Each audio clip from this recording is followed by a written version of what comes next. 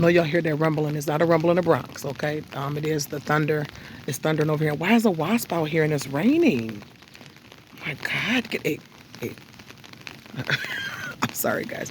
I had to check my lawn because the lawn guy was supposed to come, but it's raining. And last time he tried to cut my pumpkins down, my squash. And, I tried to tell him that's not no weed, okay? That's pumpkin. All right, but I wanted to come and tell you guys and encourage you guys today.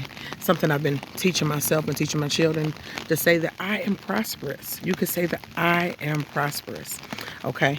Now, even though it's raining, I want to read you something and give you some type of groundwork here as to where I'm coming from. If it makes you feel uncomfortable, I'm going to be reading from the Bible. Again, I do not identify with the Christians of today.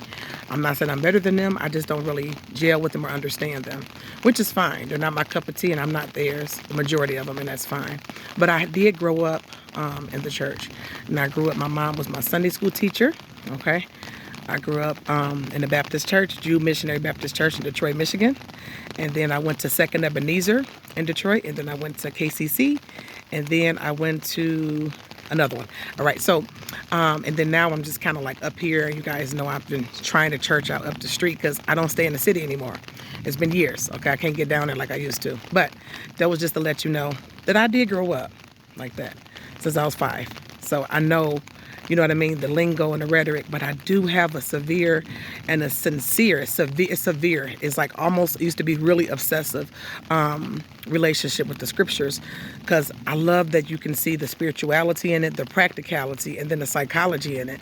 And then some of it is the sensuality. You guys know I love all of those subjects. So it really feeds me, okay? And I hope that it helps you. I want to read you what we consider the natural, or what we consider like the normal definition of what people think prosperity is when you hear prosperity. And I want to help that you guys, hopefully you can remove a lot of the shame that you have.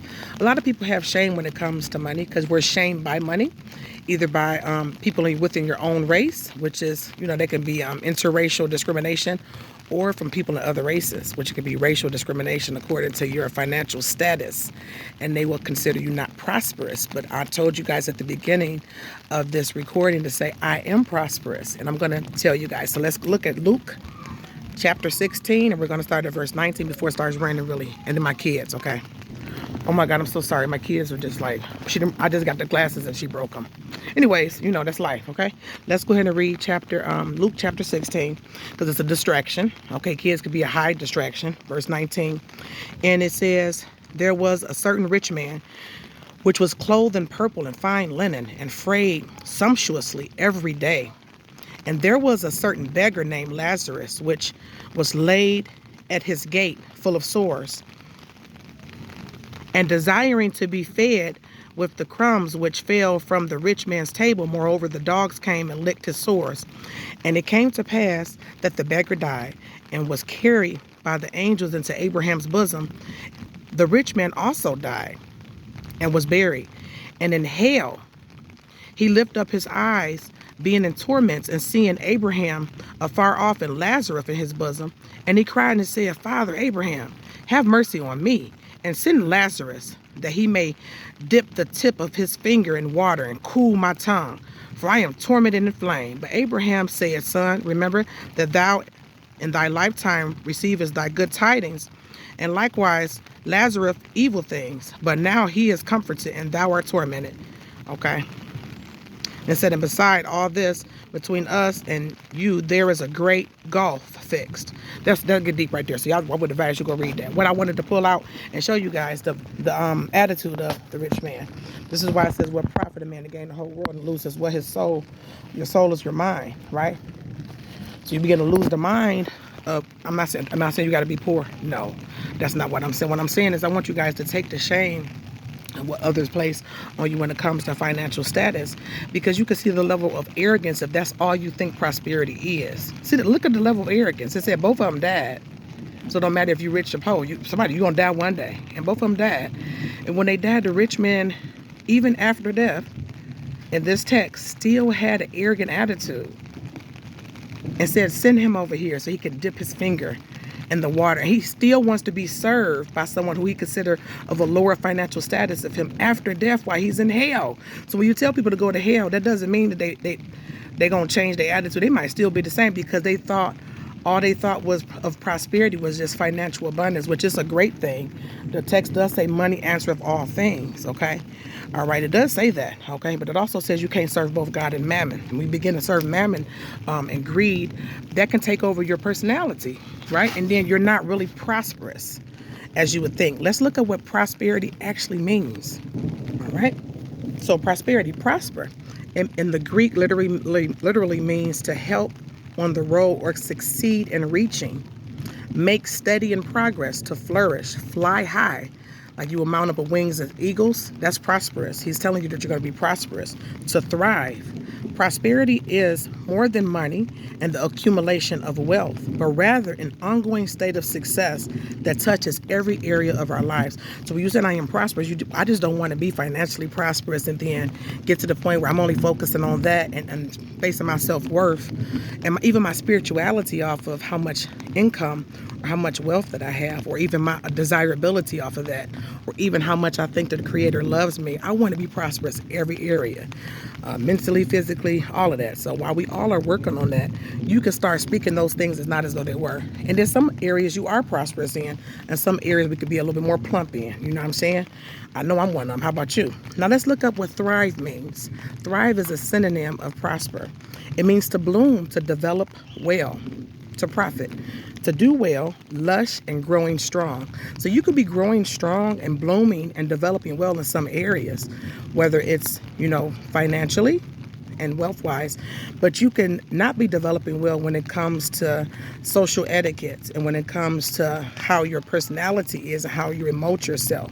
As far as your psychological self, as far as your spiritual self, right? And so that's always, we want to have a balance, because it also says that a false balance is an abomination unto the Lord.